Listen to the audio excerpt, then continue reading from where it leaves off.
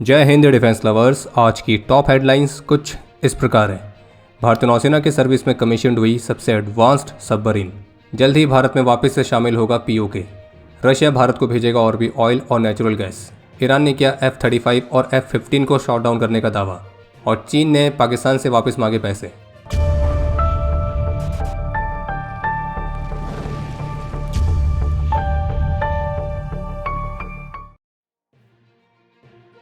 आज भारतीय नौसेना के सर्विस में 2 एडवांस्ड वॉरशिप्स को औपचारिक रूप से कमीशन किया गया है, जिसमें से एक है प्रोजेक्ट 17A के तहत बनाई गई चौथी वॉरशिप INS तारागिरी, और जिसे MDL द्वारा भारत में ही स्वदेशी तौर पर बनाया गया है और उसको बनाने में 75% से अधिक का स्वदेशी कंटेंट इस्तेमाल हुआ है।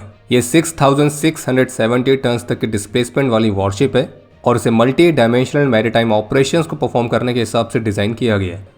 ये जो वॉरशिप है कई अत्याधुनिक सेंसर्स और वेपन से इक्विप्ड है, जिसमें ब्रह्मोस जैसी सुपरसोनिक क्रूज मिसाइल भी आती है। और आप ये भी कह सकते हैं कि इस वॉरशिप को सबसे एडवांस्ड सिस्टम से इक्विप्ड किया गया है, जो कि इसे केवल भारत की नहीं बल्कि दुनिया की भी सबसे एडवांस्ड वॉरशिप में से एक बनाती है। और सबसे गर्व की बात यह है कि इसका डिज़ाइन स्वदेशी है, इसका डेवलपमेंट स्वदेशी तौर पर हुआ है और उसकी मैन्युफैक्चरिंग स्वदेशी तौर पर हुई है। और इसी वॉरशिप को लेकर भारतीय रक्षा मंत्री श्री राजनाथ सिंह का भी कहना था कि नेवी की परंपरा में माना जाता है कि किसी जहाज का जो नाम है वो अपने साथ एक लेगेसी लेकर आता है। और पहले भी जो INS तारागिरी थी उसने लंबे समय तक देश की सेवा की थी और उसने नेवल सेल्फ रिलायंस की नींव मजबूत की थी। और आज उसी नाम को एक मॉडर्न स्टेल्थ फ्रिगेट के रूप में आगे बढ़ाया जा रहा है। और ये वॉरशिप मल्टीपल टाइप के रोल्स निभा सकती है, चाहे हाई इंटेंसिटी का कॉम्बैट हो, मैरीटाइम सिक्योरिटी की बात हो, एंटी पायरेसी ऑपरेशंस हो, कोस्टल सर्विलियंस हो या फिर कोई ह्यूमैनिटेरियन मिशन हो। ये हर रोल में बिल्कुल फिट बैठती है। बाकी आज भारतीय रक्षा मंत्री की मौजूदगी में जो दूसरी वॉरशिप नेवी की सर्विस में कमीशन की गई है वो है भारत की स्वदेशी तौर पर बनाई गई तीसरी nuclear powered ballistic missile submarine INS Aridhaman, जो कि अरिहंत क्लास के सबमरीन है। और इसकी कमीशनिंग से पहले भारतीय रक्षा मंत्री के ऑफिशियल एक्स हैंडल से एक छोटा सा कैप्शन लिखा गया था कि शब्द नहीं शक्ति है अरिधमन।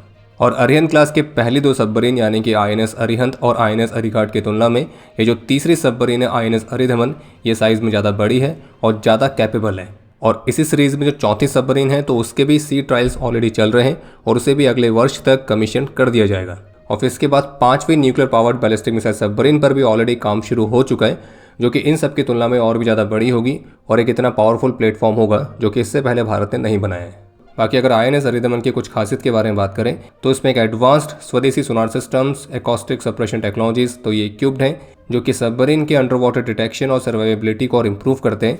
इसके अलावा इस सबमरीन को 8 वर्टिकल लॉन्च सिस्टम ट्यूब से इक्विप्ड किया गया है, जिनके साथ ये सबमरीन अपने साथ 24 K-15 सागरिका मिसाइल्स को कैरी कर सकती है, जिनकी रेंज 750 किलोमीटर्स तक है, या फिर 8 K-4 मिसाइल्स को कैरी कर सकती है, जिनकी रेंज 3500 किलोमीटर्स तक है। और अब INS अरिधमन की कमीशनिंग के साथ भारत के पास 3 operational nuclear powered ballistic missile submarines हो चुकी हैं, जो कि भारत की सेकंड स्ट्राइक कैपेबिलिटी को और ज़्यादा मजबूत करती है। और आप कमेंट सेक्शन में ये मत पूछना कि INS तारागिरी की तो कमीशनिंग सेरेमनी की पिक्चर्स हैं, लेकिन इस INS अरिधमन की पिक्चर्स कहाँ हैं। ये भारत का स्ट्रेटेजिक न्यूक्लियर एसेट है और इनकी कमीशनिंग सेरेमनी ऐसे पब्लिकली तो नहीं होती है। बस आप ये समझ लीजिए कि सरफेस वॉरशिप्स होती हैं वो पावर दिखाती हैं, और जो ये nuclear powered ballistic missile submarines होती हैं तो वो पावर को डिफाइन करती हैं। कल नई दिल्ली में रशिया के डेप्यूटी प्राइम मिनिस्टर ने भारतीय प्रधानमंत्री और भारत के विदेश मंत्री के साथ मीटिंग कंडक्ट करी थी। और इन बायलैटरल टॉक्स के दौरान रशिया ने भारत के लिए और भी ऑयल और नेचुरल गैस की सप्लाई को ऑफर किया है। और इसके अलावा एनर्जी और फर्टिलाइजर्स जैसे महत्वपूर्ण एरियाज में अपने बीच के कॉपरेशन को और भी एडवांस करने के अलग अलग तरीकों को भी एक्सप्लोर किया गया है। और जबकि रशिया के डेप्यूटी प्राइम मिनिस्टर ने भारत के national security adviser Shri Ajit Doval और भारत के फाइनेंस मिनिस्टर के साथ भी मीटिंग कंडक्ट करी थी। इसके अलावा एक और अपडेट है कि ऑल इंडिया इमाम ऑर्गेनाइजेशन के जो चीफ इमाम है उमर अहमद इलियासी, तो आज शुक्रवार को उनकी तरफ से एक बयान आया है पीओके को लेकर, जिसमें मीडिया के साथ इंटरेक्शन में उनका कहना था कि मैं कश्मीर में खड़े होकर अपने पड़ोसी देश से एक बात कहना चाहता हूँ कि पीओके जो कि भारत का अभिन्न अंग है वो निश्चित रूप से भारत में फिर से शामिल होगा, क्योंकि पीओके के लोग वहाँ पे जनमत संग्रह कराना चाहते हैं और उनकी घर वापसी जल्द ही होगी, क्योंकि वहाँ के लोग भी भारत का हिस्सा बनना चाहते हैं। वे कश्मीर में डेवलपमेंट को देखकर खुश हैं और वो देख रहे हैं कि कैसे आज कश्मीर बहुत अच्छा प्रोग्रेस कर रहा है, और इसलिए पीओके भी जल्द ही भारत को रिजॉइन करेगा। और जबकि आर्टिकल 370 को लेकर भी उन्होंने एक महत्वपूर्ण बयान दिया, जिसमें उनका कहना था कि आर्टिकल 370 हटने के बाद से जम्मू कश्मीर में जो महत्वपूर्ण बदलाव उन्होंने देखे हैं उससे वो बेहद ही खुश हैं और उन्होंने इसको एक ट्रांसफॉर्म्ड कश्मीर की तरह डिस्क्राइब किया है, और जिससे इस रीजन में टूरिज्म, प्रॉस्पेरिटी ये सब बहुत महत्वपूर्ण तरीके से बढ़ी हैं। और उनका कहना है कि आर्टिकल 370 हटने के बाद से निश्चित रूप से एक नया कश्मीर बना है।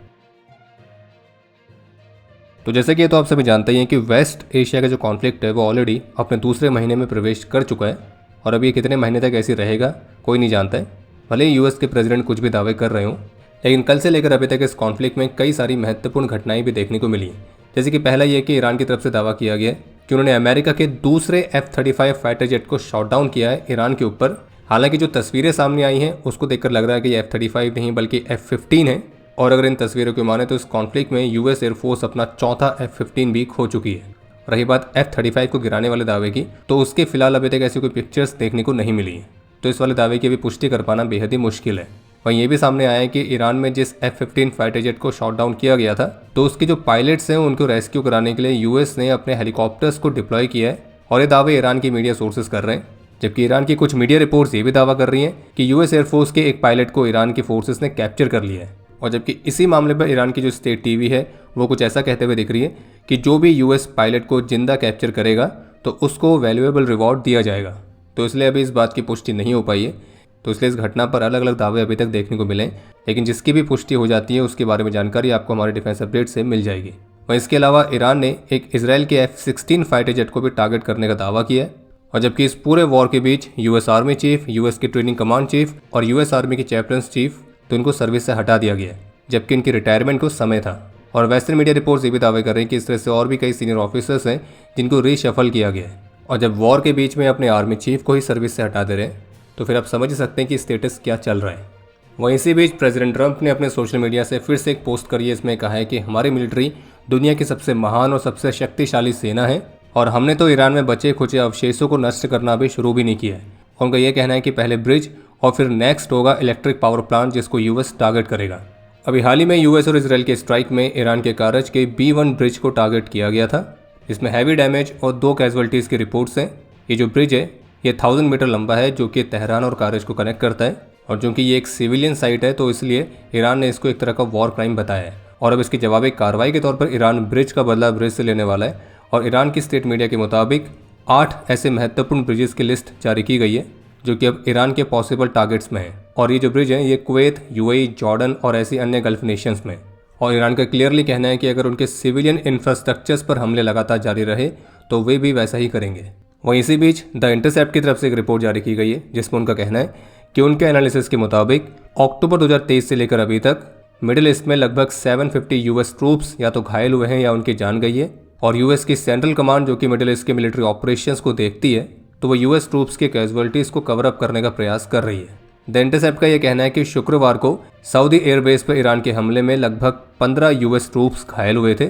और जबकि इस रिपोर्ट के मुताबिक जब से ईरान के साथ इस वॉर की शुरुआत हुई है यानी कि 28 फरवरी से, तो तब से लेकर अभी तक अमेरिका के कई हंड्रेड्स ऑफ पर्सनल या तो मारे जा चुके हैं या वे घायल हुए हैं। और इस रिपोर्ट का कहना है कि कैजुअलिटी नंबर्स पर यूएस की सेंट्रल कमांड आउटडेटेड स्टेटमेंट्स को जारी कर रही है। इसके अलावा कुछ लेटेस्ट रिपोर्ट्स के मुताबिक FBI के डायरेक्टर काश पटेल को भी अब उनकी भूमिका से बाहर निकलने के लिए कहा जा सकता है। हालांकि फिलहाल अभी इस पर यूएस प्रेसिडेंट की तरफ से फाइनल डिसीजन लिया जाना बाकी है। इसके अलावा एक अपडेट यह है कि अभी हाल ही में फोर्स रिकॉनेसेंस प्लाटून के साथ अमेरिका ने अपनी मरीन्स की पिक्चर्स रिलीज करी है जो कि डिएगो गार्सिया की नेवल सपोर्ट फैसिलिटी में सिमुलेटेड एम्फीबियस असॉल्ट ऑपरेशंस को कंडक्ट कर रही थी। और इन पिक्चर्स को ईरान में यूएस के पॉसिबल ग्राउंड इन्वेजन वाले ऑप्शंस की तैयारी के तौर पर देखा जा रहा है। बाकी आज कुवैत का डीसैलिनेशन प्लांट और ऑयल रिफाइनरी को भी मिसाइल और ड्रोन स्ट्राइक से हिट किया गया है। और वहीं अमेरिका ने जो ईरान के सिविलियन ब्रिज पर हमला किया था तो उस पर ईरान के विदेश मंत्री का कहना है कि इस हमले के बाद से अमेरिका की जो इमेज है अब वो कभी भी रिकवर नहीं हो पाएगी। और वहीं दूसरी तरफ आज सुबह सुबह यूएस प्रेसिडेंट ने अपने सोशल मीडिया हैंडल से फिर से एक पोस्ट करी और ये लिखा है कि बस थोड़ा और समय, हम बड़ी आसानी से स्ट्रेट ऑफ हॉर्मुज को ओपन कर देंगे, फिर आप अपना ऑयल लीजिए और फिर पैसा बनाइए। इसके अलावा आज 3 अप्रैल को यूएई के एयर डिफेंस सिस्टम ने 18 बैलिस्टिक मिसाइल्स, 47 यूएवीज और 4 क्रूज मिसाइल्स को इंगेज किया है जो कि ईरान की तरफ से लॉन्च की गई थी। इसके अलावा एक और अपडेट है कि ऑस्ट्रिया ने भी ईरान के खिलाफ मिलिट्री ऑपरेशंस के लिए यूएस को अपना एयर स्पेस यूज़ करने की परमिशन देने से मना कर दिया है। और उनके मिनिस्ट्री के प्रवक्ता की तरफ से कंफर्म किया गया कि इस बारे में अमेरिका से उनको कई सारी रिक्वेस्ट आई थी, लेकिन उनकी रिक्वेस्ट को अप्रूव ऑस्ट्रिया ने नहीं किया है। और जबकि सदर्न ईरान में जो यूएस एयरफोर्स के F-15 फाइटर जेट को शॉट डाउन किया गया था तो उसकी जो इजेक्शन सीट है तो उसकी तस्वीरें सामने आई हैं जो कि वहाँ के सिविलियंस ने डिस्कवर करी हैं। बाकी एयरक्राफ्ट के पायलट और उसके वेपन सिस्टम ऑफिसर का भी करंट स्टेटस क्या है तो उसके बारे में कुछ भी ऑफिशियल कंफर्मेशन नहीं है। सब अलग अलग दावे कर रहे हैं। कोई कह रहा है कि ईरान की फोर्सेस ने उन्हें कैप्चर कर लिया है और कोई कह रहा है कि उन्हें कैप्चर अभी नहीं किया गया है और यूएस ने उनको रिकवर करने के लिए कोई ऑपरेशन चलाया है। तो अभी सिचुएशन क्लियर नहीं है। बाकी सभी महत्वपूर्ण क्विक अपडेट्स के लिए आप हमारे ऑफिशियल टेलीग्राम चैनल को ज्वाइन कर सकते हैं।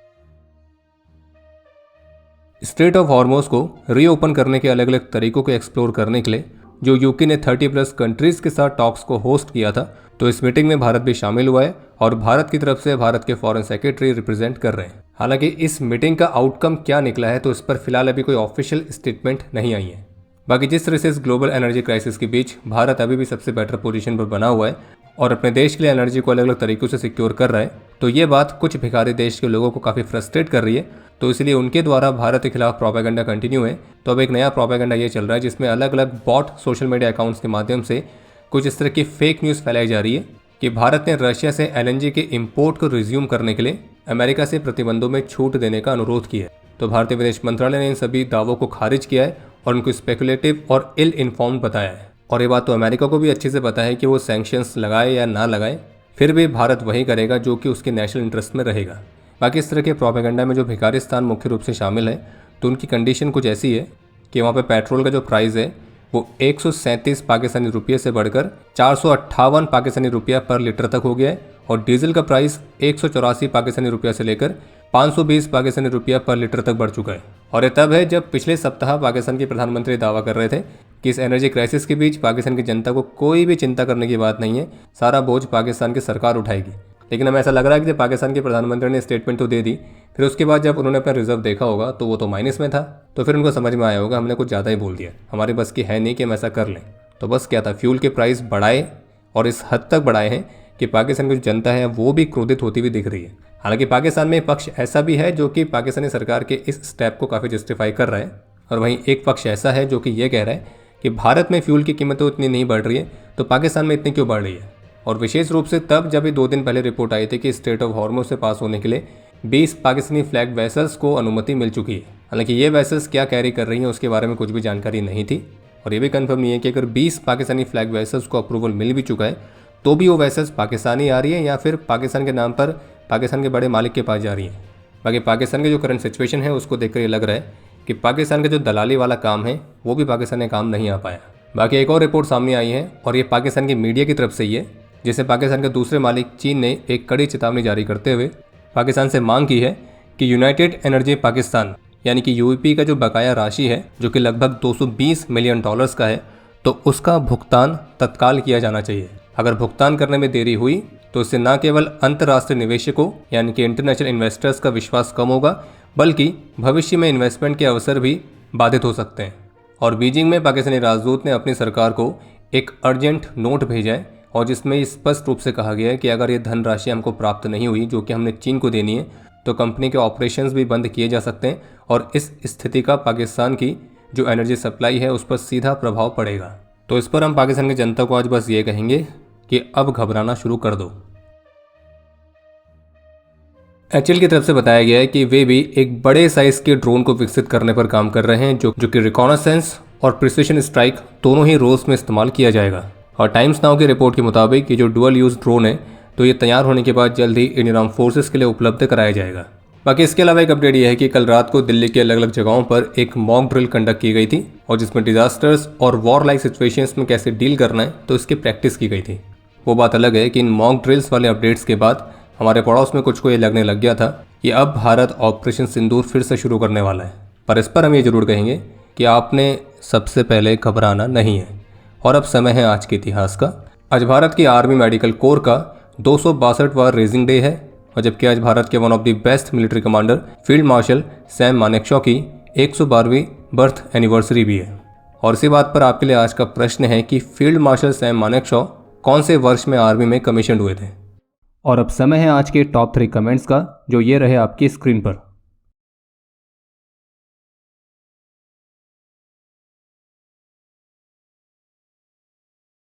उम्मीद है आपको आज का एपिसोड पसंद आया होगा।